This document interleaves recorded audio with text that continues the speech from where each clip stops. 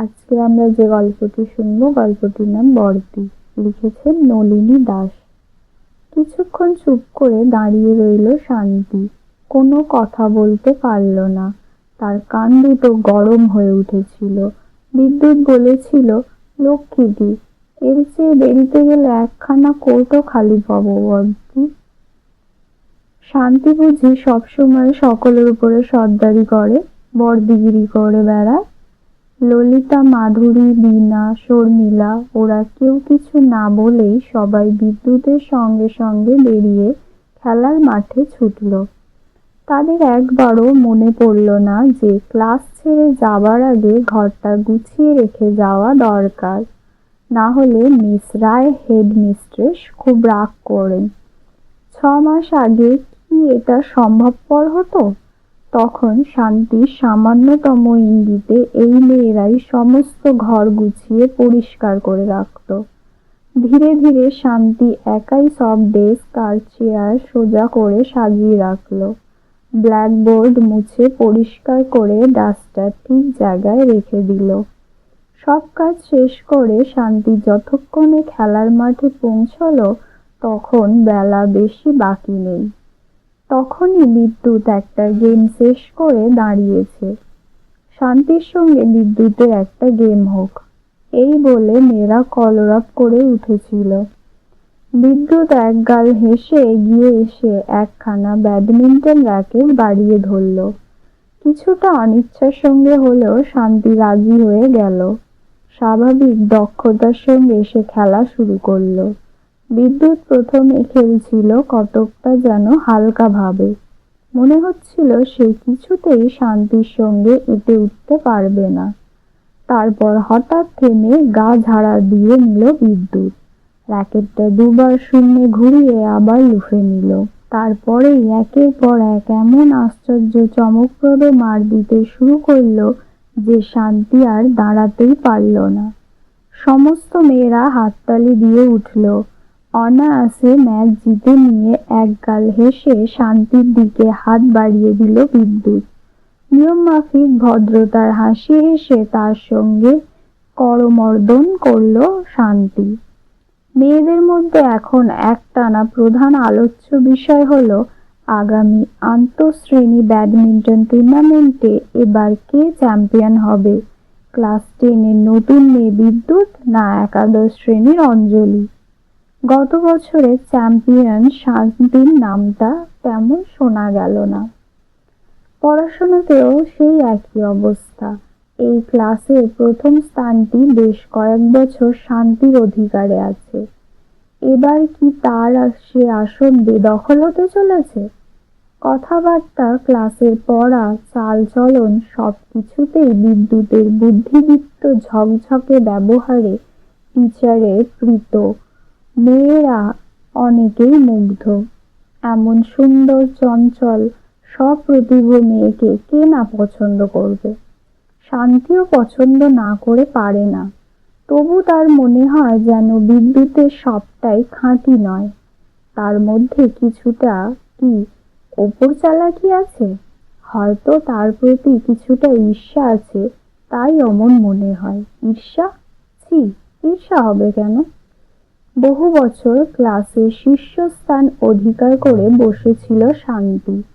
সবাই খেলায়, পড়ায়, কাজকর্মে তার শ্রেষ্ঠত্ব মেনে নিয়েছিল। এখন না হয় আর কেউ ফার্স্ট হলোই বা। আসল কথা, বিদ্যুৎ বড় বেশি চঞ্চল, অতিরিক্ত ছটফটে। তাই ধীর স্থির স্বভাবের শান্তি তার উপর খুব বেশি ভরসা রাখতে পারে না। সেদিন খেলার মাঠ থেকে ফিরে মুখ হাত ধোবার সময় শান্তি তার চশমা খুলে রেখে মুখ হাত ধুতে গেল। হঠাৎ দেখে যে চশমা জোড়া বিদ্যুতের চোখে। ও মা, কি আশ্চর্য! তোমার চশমা কেবল দেখতেই হুবহু আমারটার মতন নয়, পাওয়ারও নিশ্চয়ই এক। আমারটা পরে দেখো একবার, ঠিক মনে হবে যেন নিজের চশমা পরে আছো। দুজনেরই পাওয়ার খুব বেশি।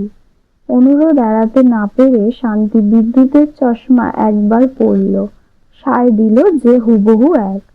নিজের চশমাটা যতক্ষণ না নিরাপদে ফেরত পেল ততক্ষণ কিন্তু তার ভারী নার্ভাস বোধ হচ্ছিল। যা ছটপটে মেয়ে ওই বিদ্যুৎ, হঠাৎ মাটিতে ফেলে চশমা ভেঙে দেওয়া কিছুই বিচিত্র নয়। যাক, অঘটন কিছু ঘটল না। সব মেয়েরা মুখ হাত ধুয়ে পড়তে বসে গেল। ব্যাডমিন্টন টুর্নামেন্টে উত্তেজনা থাকলে কি হবে, তারপরে যে বার্ষিক পরীক্ষা আছে সেটা ভুলে থাকা যাবে কি করে।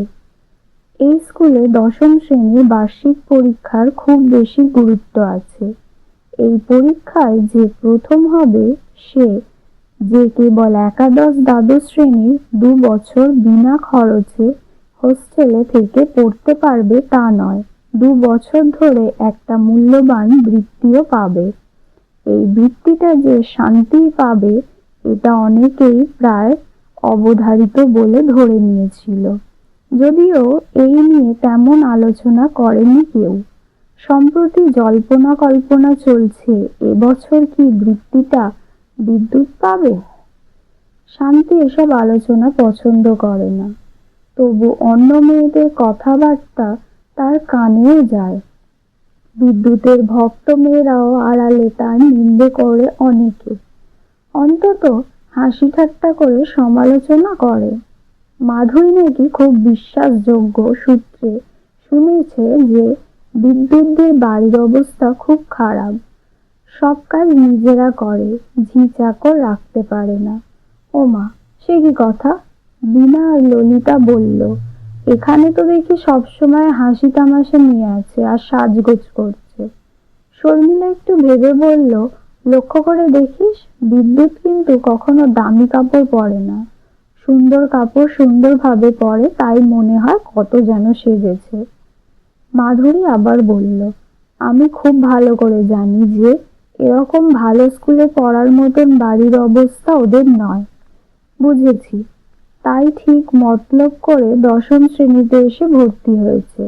বার্ষিক পরীক্ষায় ফার্স্ট হতে পারলে তারপর 2 বছরের জন্য নিশ্চিন্ত, বলল ললিতা। মেয়েরা যদিও আস্তে আস্তে কথা বলছিল, তবু সব কথাই শান্তির কানে যাচ্ছিল। মেয়েরা তাহলে ধরেই নিয়েছে যে বার্ষিক পরীক্ষায় এবার বিদ্যুৎই ফার্স্ট হবে। হোক না ফার্স্ট, শান্তির মনে এ ব্যাপারে কোনো ক্ষোভ ছিল না। বিশেষত বিদ্যুতের পারিবারিক অবস্থা যদি সত্যিই অত খারাপ হয়ে থাকে, তাহলে বৃত্তিটা পেলে তার উপকারই হবে। বিদ্যুতের মনে কোনো চিন্তা ভাবনা থাকলেও তার ব্যবহারে তা বিন্দু মাত্র প্রকাশ পায় না। কথাবার্তা চলাফেরায় সে আগের মতোই ছটপটে। চাঞ্চল্যের এতটুকু অভাব দেখা যায় না। শেষ পরীক্ষার দিন সকালবেলা পরীক্ষা দিতে যাবার আগে বিদ্যুৎ বই খাতার সঙ্গে ধপাস করে চশমাটাও টেবিলে রাখলে সেটা যে মাটিতে পড়ে টুকরো টুকরো হয়ে ভেঙে গেল তা সে টেরও পেল না। সবাই যে যার কাজে ব্যস্ত। শান্তির মনে হলো সে ছাড়া আর কেউ এই কাণ্ডটা দেখতেই পায়নি।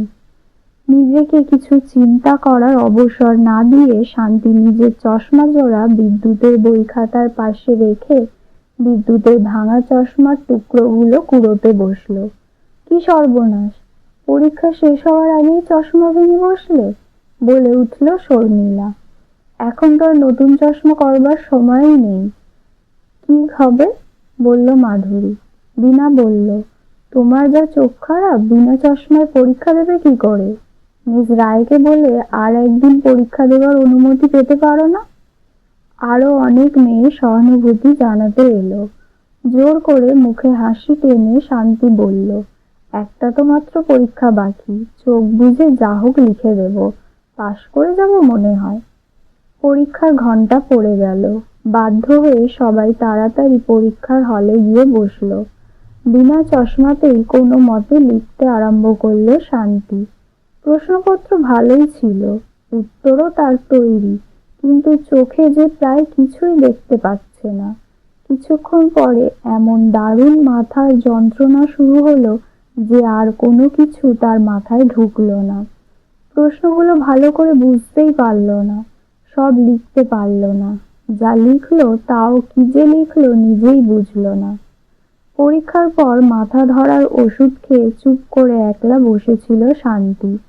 ধীরে ধীরে এসে বিদ্যুৎ তার স্বভাবের বিপরীত সুরে চাপা গলায় বলল, এটা কি করলে?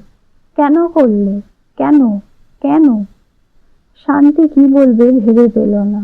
বিদ্যুৎ বলে চলল, আমি কিছুই টের পাইনি। এখনই একটি মেয়ে বলল, আগে জানলে কখনই এমন হতে দিতাম না। এখন কি করি? বলো কেন এমন করলে? মৃদু হেসে শান্তি তার দুটি হাত ধরে বলল, ঠিকই করেছি, আমি যে বড়দি। হাস্যমুখী মেয়েটির চোখে এই প্রথম জল দেখা গেল। ধরা গলায় সে বলল, সত্যি বলছো? সত্যি তুমি আমার বড়দি? আমার কোনো দিদি নেই। শান্তি বলল, আমারও ছোট বোন ছিল না, এতদিনে বোন পেলাম।